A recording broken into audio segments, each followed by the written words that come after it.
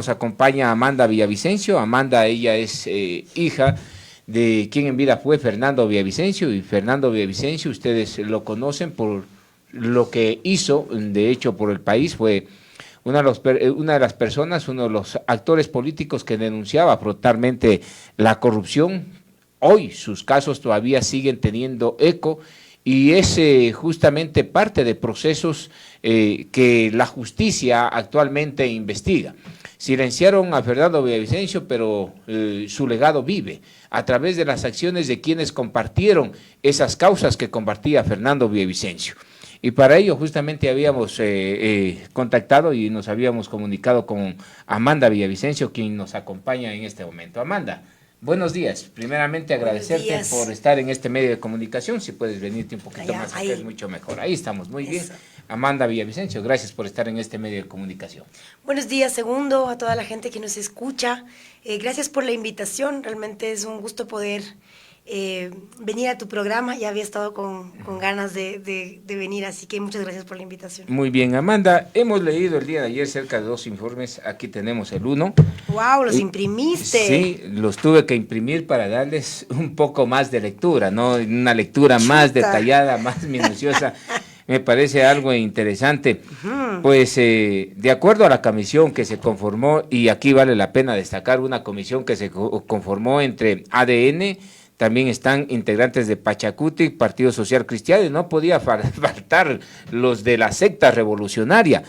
Pues ellos dicen claramente que no se trata de un crimen, que no se trata de un crimen quizás selectivo, que es un crimen común. ¿Qué dice Amanda?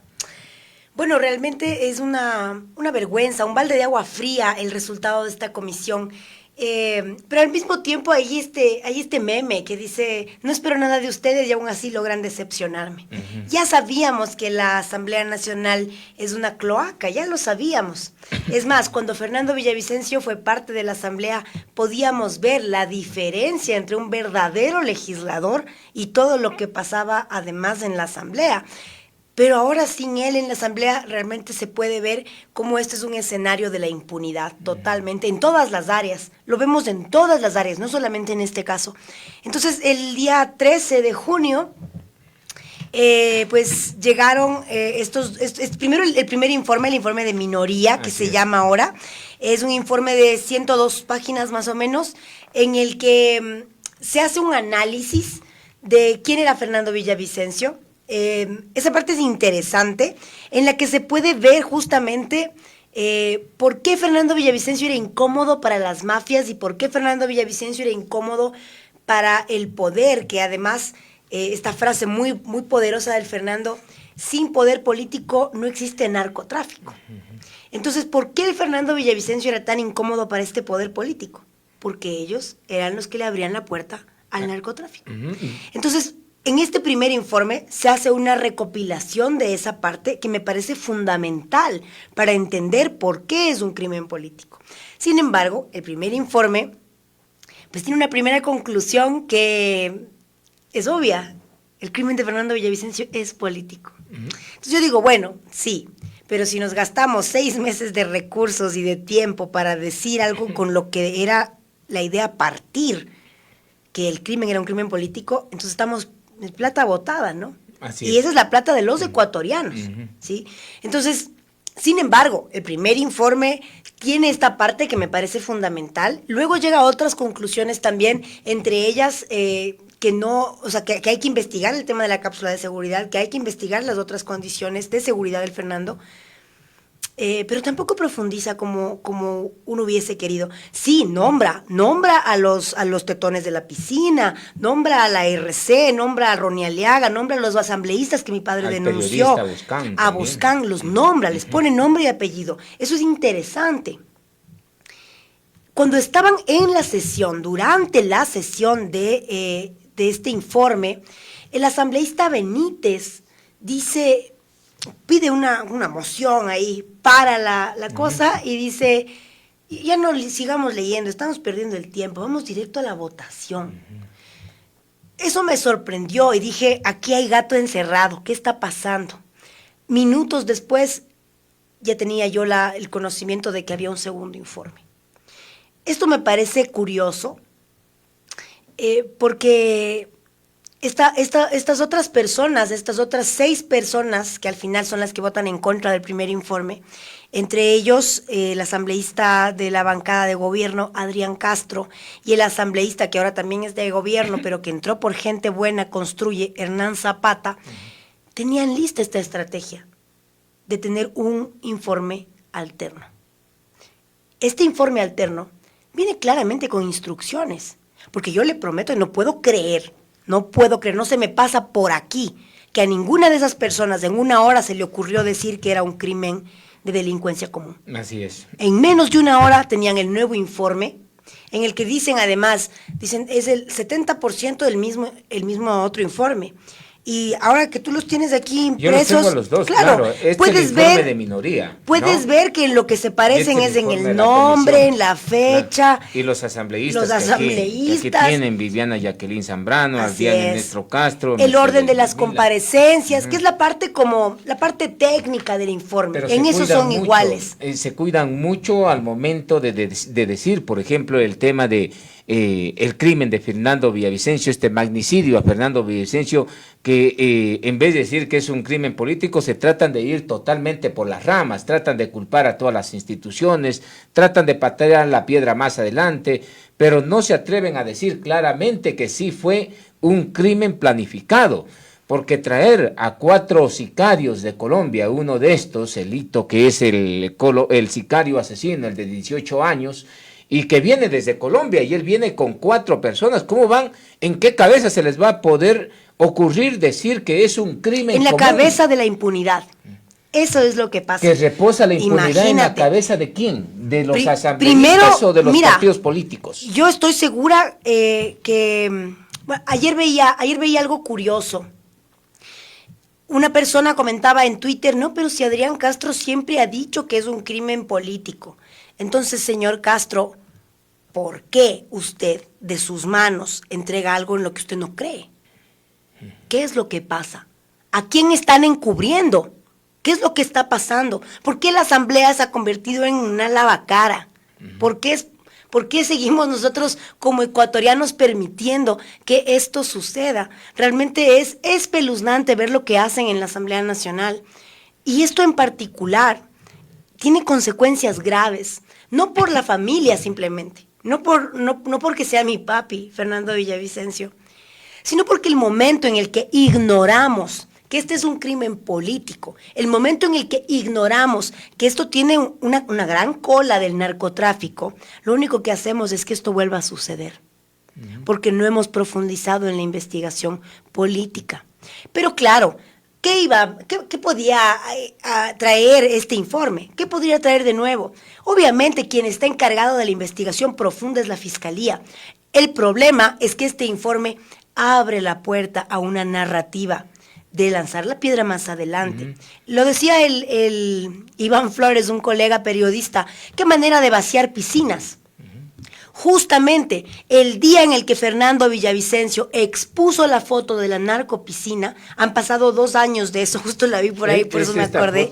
Justamente esa foto de los tetones. Estaba el líder de la asamblea, el que los representaba todavía en el CAL. Claro. A todos los de la Revolución Ciudadana. Por eso yo personalmente no creo a ninguno de estos señores de la secta, sean autoridades o sean militantes de esta secta política, porque sé de dónde vienen, sé de qué pata cojean. Y es esta foto la que... Entonces, imagínate, justamente han pasado 2 años de que mi padre exhibió esa fotografía. Y en ese momento el riesgo de vida se elevó para él de una manera terrible, hasta llegar a tener el 97% de riesgo. Hay 5 asambleístas que fueron denunciados por Fernando Villavicencio por un intento, más que por un intento, por planificar un atentado en modalidad sicariato. Esa es la denuncia. Esta es la denuncia en donde estaban. Les voy a leer porque el día de ayer los dije en los nombres de los asambleístas. Nuevamente el tetón de Ronnie Aliaga, que es secuestrador, encima de esto está investigado por ser secuestrador. De su propio hijo. Sí, de su propio hijo, que de esta calaña moral tiene esta secta revolucionaria, a quien ellos se jactan de ser revolucionarios. Latin King también, para que no se olvide. Así es, ¿no?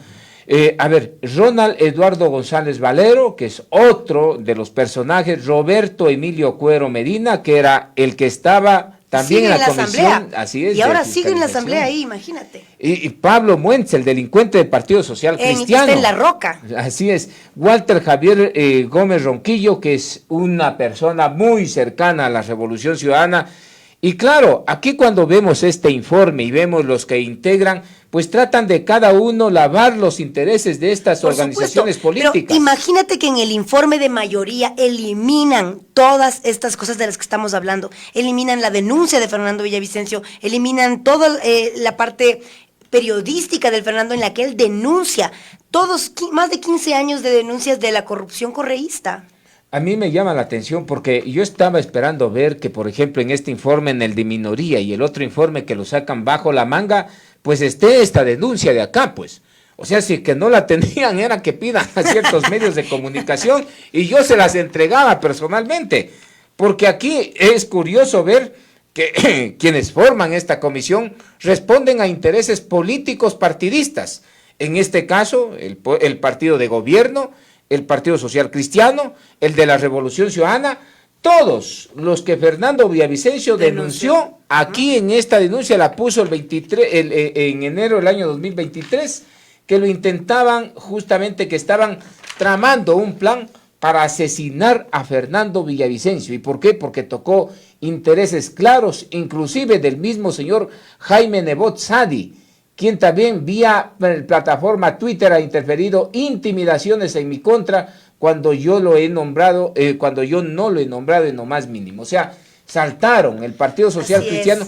Este es el reflejo de lo que se muestra en estos informes de minoría de aquí, Amanda. Más bien no es el reflejo, ese es el problema.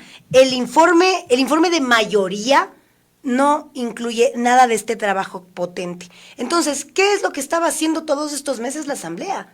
¿Qué es lo que estaban haciendo? Lo que tenían que hacer era investigar las implicaciones políticas de este crimen y no lo han hecho. Lo que han hecho realmente ha sido lavarle la cara a los enemigos políticos de Fernando Villavicencio. ¿Quiénes son? Los tetones. ¿Quiénes son? Los que están en la denuncia. Pablo Muentes, Ronnie Aliaga, el uno prófugo, el otro en La Roca. ¿Por qué se juegan su nombre, estimados asambleístas? Yo puedo entender de la asambleísta Salazar, puedo entender de los asambleístas de la RC y del PCC, pero no entiendo por qué se juegan su nombre, su honra, esos valores que a uno le marcan como persona, eso que uno les puede compartir a sus hijos.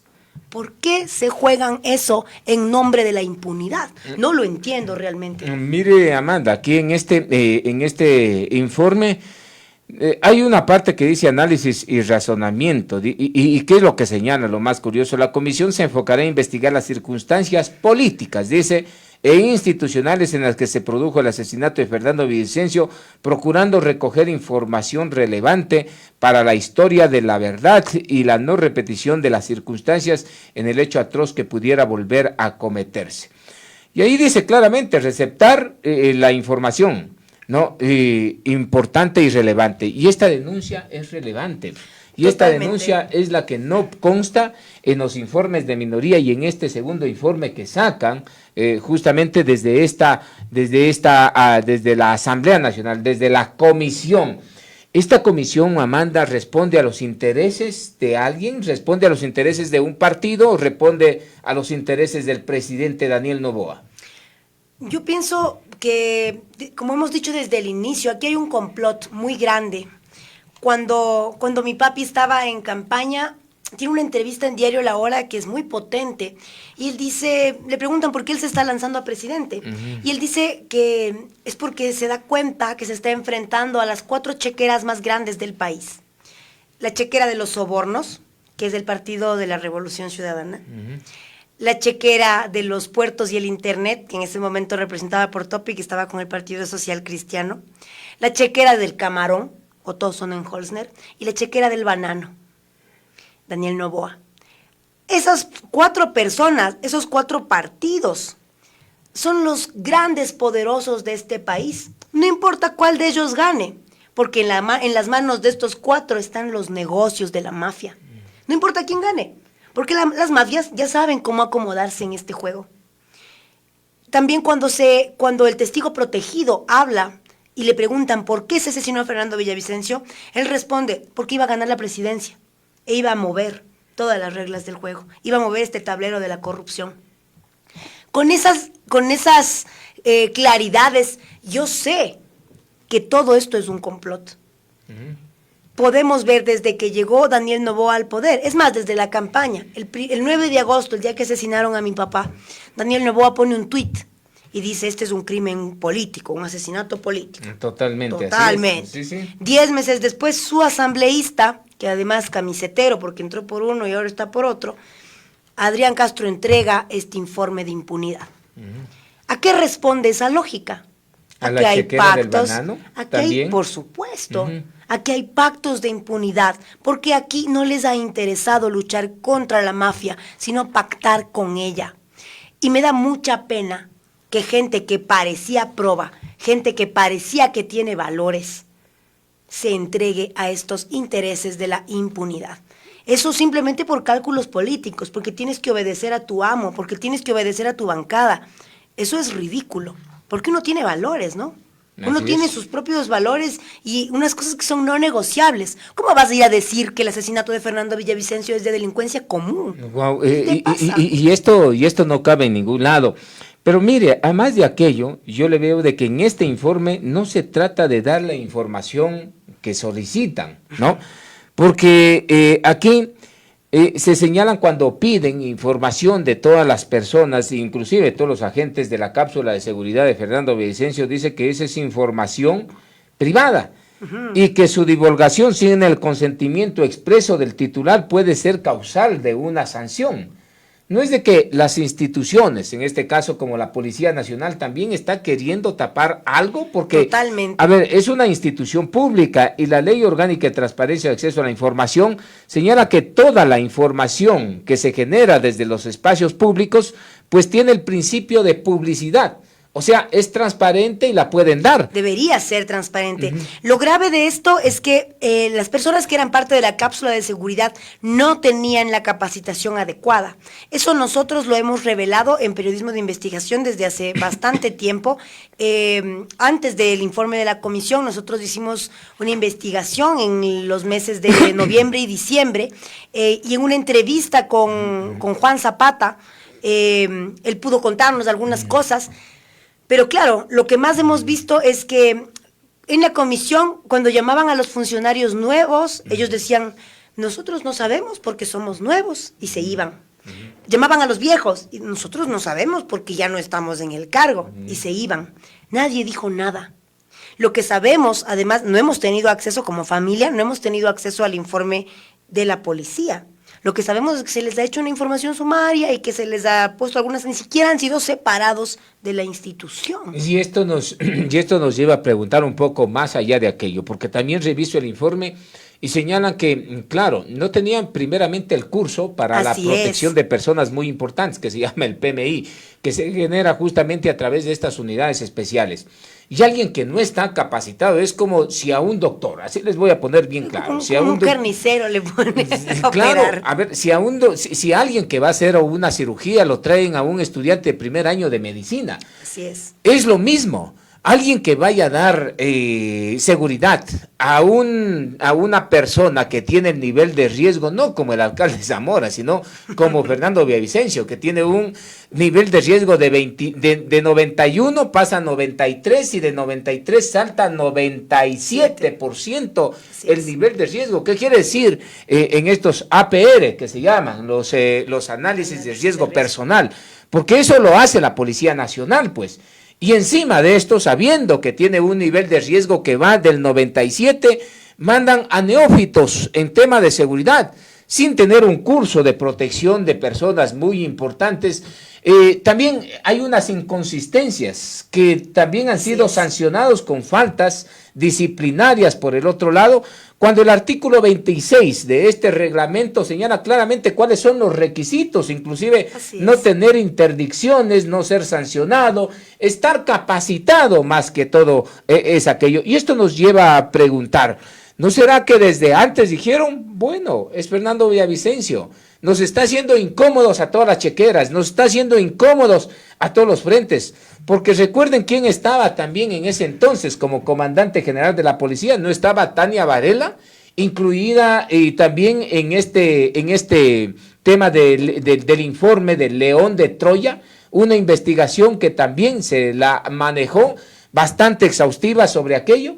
Entonces no estaban afectando también a estas instituciones y dijeron, no mandemos personal capacitado, porque yo sé que si hay en estas unidades especiales personal capacitado, y mandemos a los que no saben de seguridad, pues mandemos a aquellos sabiendo que tiene un nivel de riesgo del 97% ya cuando fue candidato a la presidencia. ¿No les hace pensar aquello?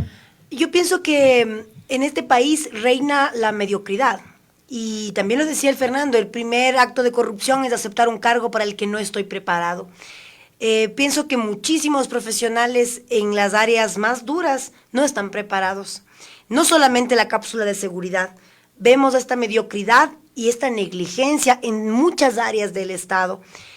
Antes como de llegar a esta parte, también me parece súper importante recordar, por ejemplo, que el ECU 911 filtraba su información de localización en tiempo real a los mafiosos.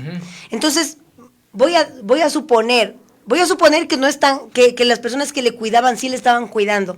De todas formas, su información estaba siendo enviada a los mafiosos. Entonces, primero, él estaba expuesto por los mismos funcionarios del Estado. Luego, más adentro, gente que no estaba capacitada para su cuidado. Y ya, como si lo pensamos de esta forma, podría haber habido un complot de todas estas áreas, pero esa parte no está siendo investigada. Entonces, más allá de que podemos inventarnos todas las teorías, lo grave es que no hay una investigación profunda en esto. Hay una información sumaria y una sanción para los policías cuando realmente no se ha cumplido el debido proceso en muchas de las cosas que sucedieron. Ni siquiera había un carro blindado. Pero y es importante como todas estas omisiones y actuaciones de funcionarios del Estado están en esta parte de la historia. La pregunta importante, la más importante es, ¿quién ordenó el asesinato de Fernando Villavicencio? Así es. ¿Quién pagó por este asesinato? Y hay estos dos escenarios. Aquí están los que querían matarle, aquí están los que no le cuidaron. Y estos dos grupos, estos dos universos de mafiosos son los responsables del asesinato de Fernando Villavicencio. Muy bien, ahí teníamos una denuncia de quienes lo intentaban justamente generar un plan, y ahí está gente de la Revolución Ciudadana, gente del Partido Social Cristiano, y que son los más de ahí. Y claro, ¿y quién nos los cuidó? Y el tema que tú tocas, Amanda, es bastante interesante porque, a ver, si no es un crimen de Estado, es un crimen común, ¿cómo es que se utilizan las instituciones del Estado para pretender, claro, tratar también de incidir en el tema del asesinato de Fernando Villavicencio?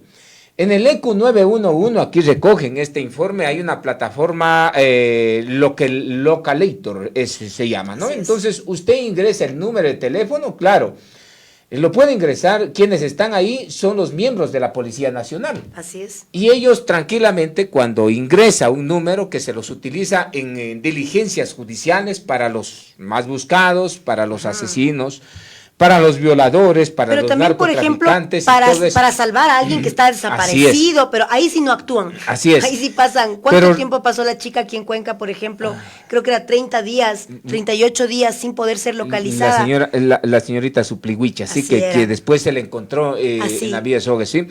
Pero miren, lo curioso de todo aquello es que teniendo esta plataforma, pues rastrean el número de teléfono de Fernando Villavicencio, el número personal de Fernando Villavicencio, y dan con la localización directamente hacia el lugar en donde se encontraba Fernando Villavicencio. Y claro está, entonces, si es un crimen común, ¿qué delincuente comúnmente pues puede utilizar el ECU 911, que lo maneja la institución policial, que ya comete crasos errores, antes de eso a enviar a personal de la policía que no tenía ni idea en tema de seguridad? O sea, tenía una idea general, algo de cultura general, pero no estaba capacitado en el tema de la protección de personas muy importantes, que es un curso que se llama el PMI. que se les da claro a los agentes destacados para que puedan ayudar a proteger a estas personas, más aún que estén en el nivel de riesgo. Pero aquí el punto es, si no es un crimen del Estado, como dice los asambleístas que elaboraron este informe, entonces ¿por qué se utilizó al Estado para tratar de incidir en el crimen de Fernando Villavicencio? ¿Qué le lleva a pensar, Amanda, esto? Creo que tiene que preguntarle eso a Adrián Castro. ¿Cómo es posible que él saque esas conclusiones y que él entregue ese informe? O sea, yo la verdad no entiendo. A mí me parece una burla. Me parece muy triste, además, que hayan hecho esto. Y, o sea, más allá de la empatía, yo les deseo de corazón que jamás tengan que pasar por algo así, porque es humillante, es revictimizante tener que todos los días estar recordándole al pueblo ecuatoriano, a los asambleístas, a la prensa nacional, internacional, tener que estarles recordando todas estas cosas, estos detalles, de cómo durante más de un año, podemos ver en los chats del caso Metástasis, por favor. O sea, el link es abierto, es gratuito y es abierto, el link de la Fiscalía. Solo tienen que entrar a leer los chats, cómo Javier Jordán y Leandro Norero planificaban el asesinato de mi papá. Tampoco no veo esta situación aquí plasmado en este informe. Imagínate. No escucho es absurdo. Las versiones del caso Metástasis de Eliber Angulo, del estimado, en donde prácticamente conversaban con el delincuente y el narcotraficante Leandro Norero Tigua, conversando también con Rafael Vicente Correa Delgado, un líder de esta secta revolucionaria, conversando ahí. Tampoco no veo el tema de la incidencia. Realmente aquí. Es muy grave que se haya eliminado todas estas cosas que son parte de la investigación judicial. O sea, todos podemos tener acceso a esos documentos. Pero hay algo muy somero que dice esta comisión sobre el tema del caso Metástasis, en el que está implicado también y en los que toca Fernando Villavicencio en el tema de las investigaciones, ¿no?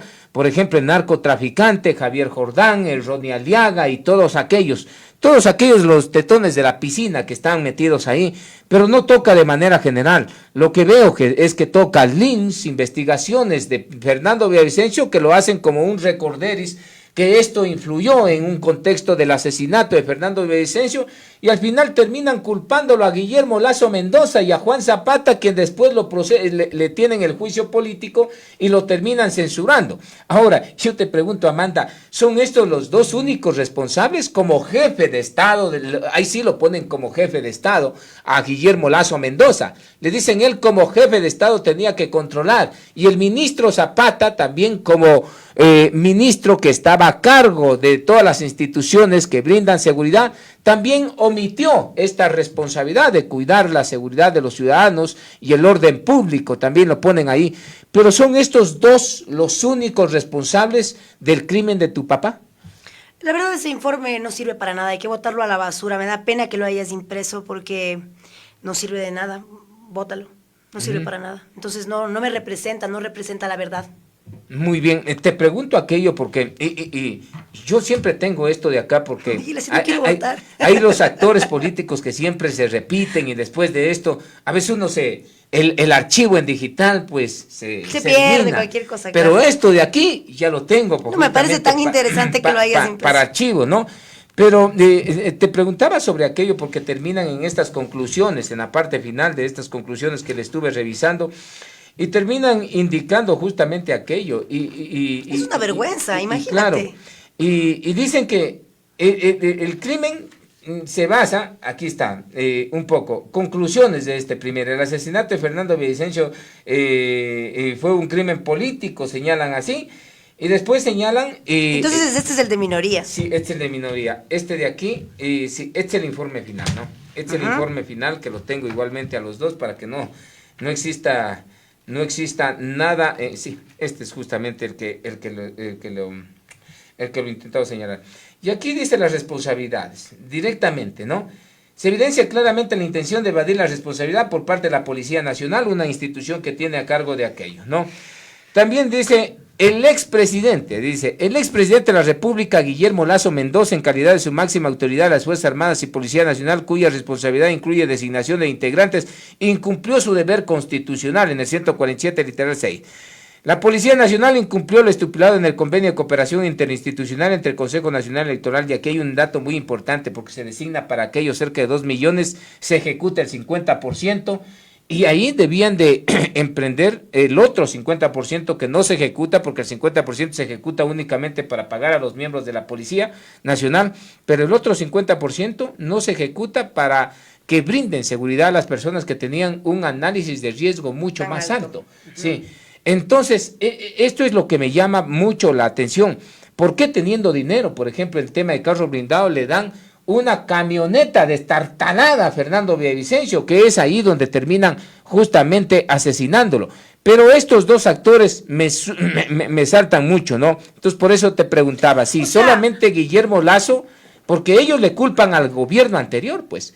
Ellos le culpan al gobierno anterior y dicen que solamente Guillermo Lasso y Juan Zapata son los responsables.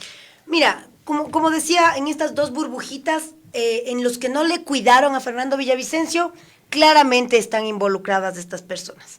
Pero es como este proceso, ¿no? Cuando vemos que a la víctima le culpan de su crimen. Cuando voy a hablar como de un caso diferente para ver si se me entiende. Voy a hablar del caso de una violación de una menor de edad. Primero le van a culpar a la menor de edad por haberse expuesto. Luego le van a culpar a la mamá que no le ha cuidado a la niña.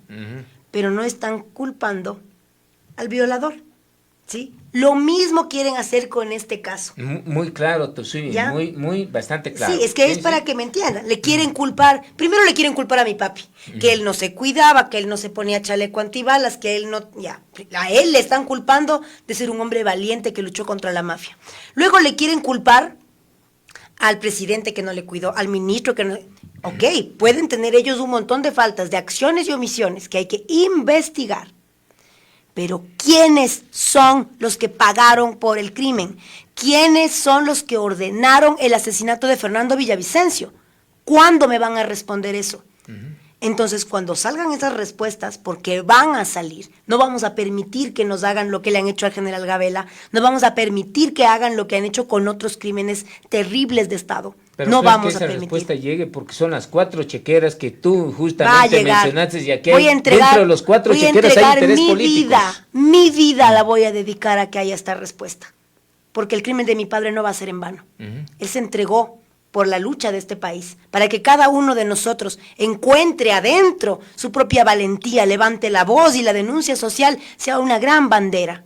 Y para eso necesitamos de todas las valentías de todos los ecuatorianos, que soñamos de verdad con que haya un país libre de mafias para nosotros, para nuestros hijos, para nuestros nietos, que no va a cambiar si en este momento no ponemos un alto a la forma en la que se hace política. ¿A quién más crees que les falta culpar? A los asambleístas que elaboraron esto.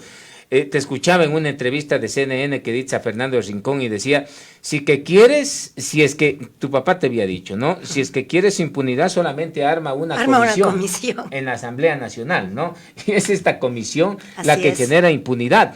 Pues, pero ¿a quién más les falta culpar? Ya están culpando a la Policía Nacional, ya están culpando al expresidente Guillermo Lasso, ya están culpando al exministro Juan Zapata, ya están culpando al ECU 911 a través de esta plataforma móvil Localator que se llama esta plataforma. Ellos sí son responsables de su parte. Ellos son responsables de su parte.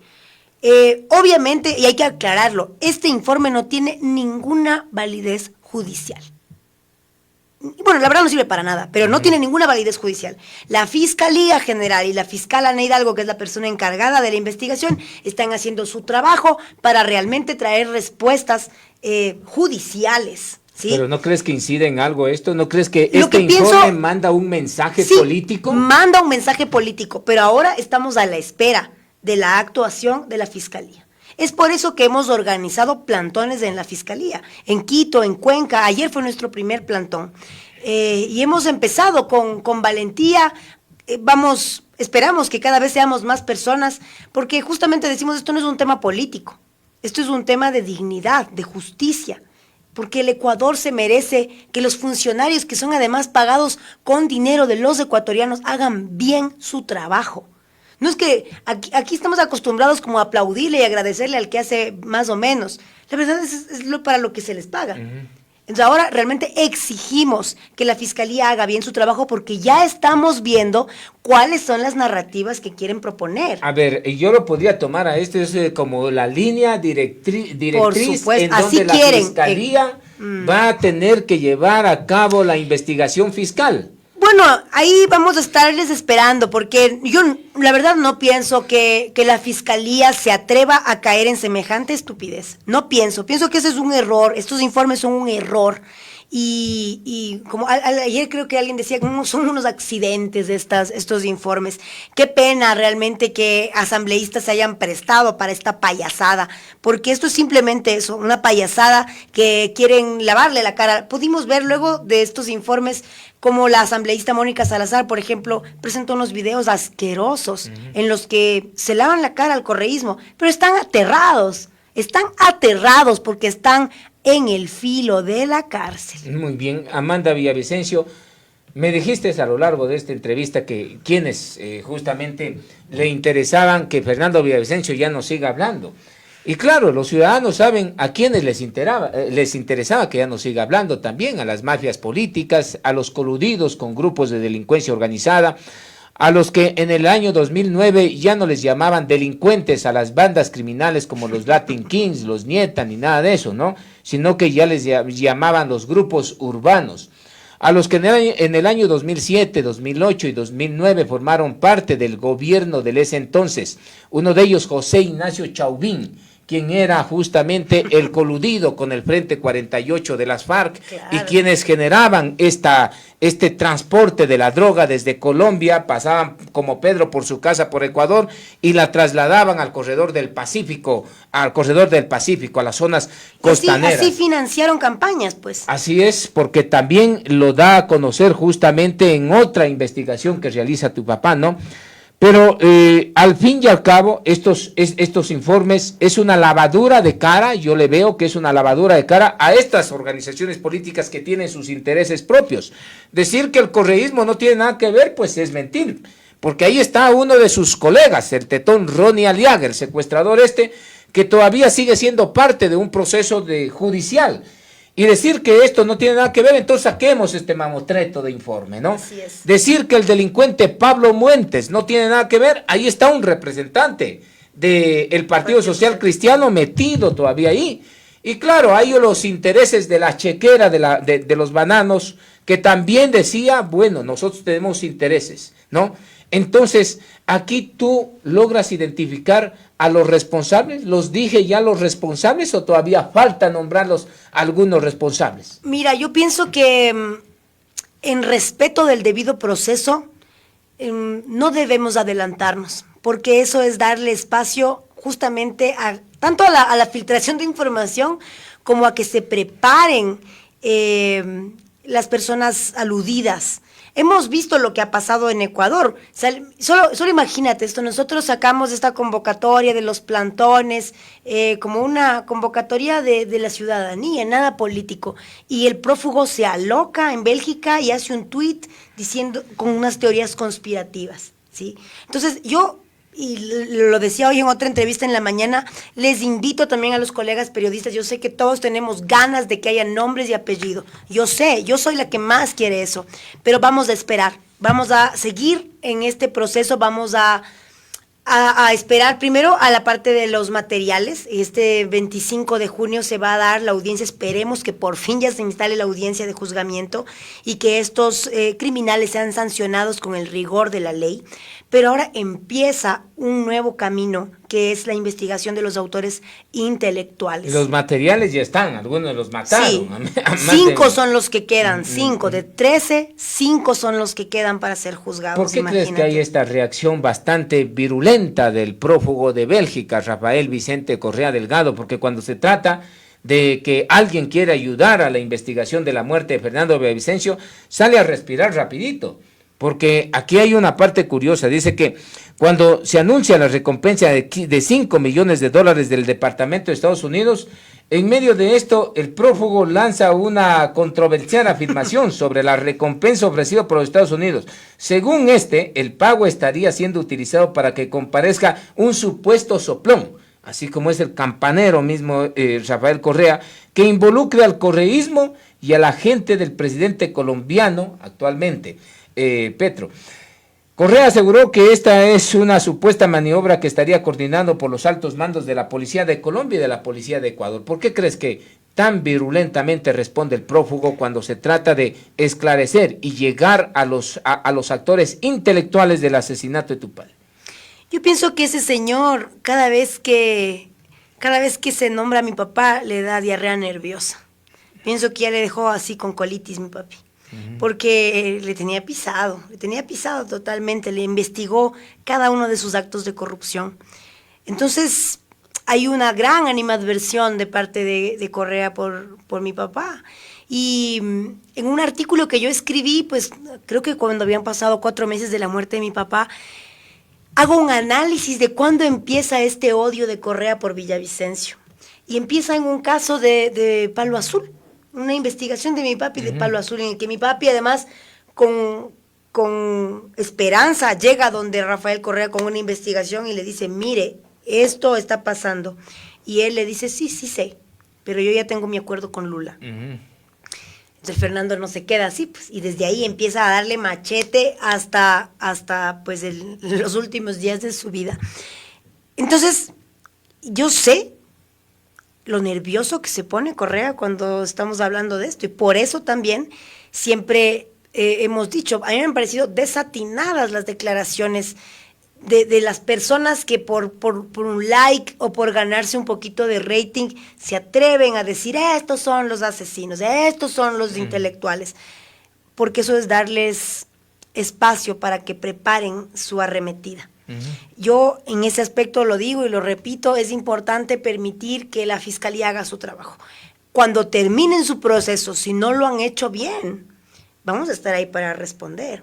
Pero hay que permitir que la justicia haga su trabajo a su tiempo. Lo va a seguir golpeando, finalmente, así como lo dijo una de las asambleístas en la Asamblea Nacional, que la muerte de Fernando Villavicencio golpeó bastante a la Revolución Ciudadana. Imagínate, por eso no sinvergüenzas. ganaron las elecciones. Esa misma Mónica Salazar, que es parte de ese infame informe, atrevida, yo estaba ahí sentada en la Asamblea y ella lo dijo, las víctimas del asesinato somos nosotros porque perdimos las elecciones. Yo le deseo a esa señora mucha paz, mucho amor, porque el día que le toque pasar por algo como lo que nosotros hemos pasado y se encuentre con gente como usted, le va a ir terrible. Muy bien. Amanda, bueno, hay más acciones que vayan a hacer ustedes también para que esta situación no siga quedando en la impunidad y que este informe no sea la guía para que la Fiscalía General de la Nación pues lleve a cabo su investigación. Yo pienso que no es posible que ese informe basura sea la guía de la Fiscalía. Pienso que es un distractor y que la Fiscalía está haciendo su trabajo. Yo estoy segura que ese informe simplemente está siendo utilizado para que la gente ignorante tenga un espacio para regodearse en ese lodo, ¿no? Para confundir a la gente. Justamente, también. Pero además hay mucha gente que quiere tener esa narrativa, porque yo siempre digo, verás, los correístas, sobre todo, esta gente, y no solo del correato, ¿sabes? También del Partido Social Cristiano, es gente que se adoctrinó, algo pasó, y solamente pueden ver así esos partidos como que eso fuera Diosito, la Biblia, no sé, tú los dices secta, justamente. El borreguismo está mal, venga del partido que venga, porque uno tiene que, como ser humano, usar el cerebro, tener un pensamiento crítico, no dejarse adoctrinar por nadie, ser capaz de elegir entre uno o el otro y por qué lo hago. Eso es fundamental en cualquier situación. Entonces, todas estas viejas prácticas de los partidos tan populistas están solamente diseñadas para la gente ignorante. Y esta práctica de las comisiones también. Imagínate, pues. O sea, pero qué vergüenza que siga siendo esta la herramienta de la democracia. Se supone que la Asamblea es la cúspide de la democracia. Así es. El lugar en donde todas las posiciones que son diferentes son los representantes de la patria. ¿Y este informe tú Qué crees vergüenza. que les termina limpiando políticamente más a la Revolución Ciudadana y al Partido Social Cristiano? Este informe político. Pienso que no solamente se trataron de limpiar. Se trataron de limpiar, pero hicieron todo lo contrario, porque la gente despierta sí se da cuenta que esto es una basura y que es una artimaña. Y lo más triste es que quienes se prestaron para esta patraña ahora también van a caer.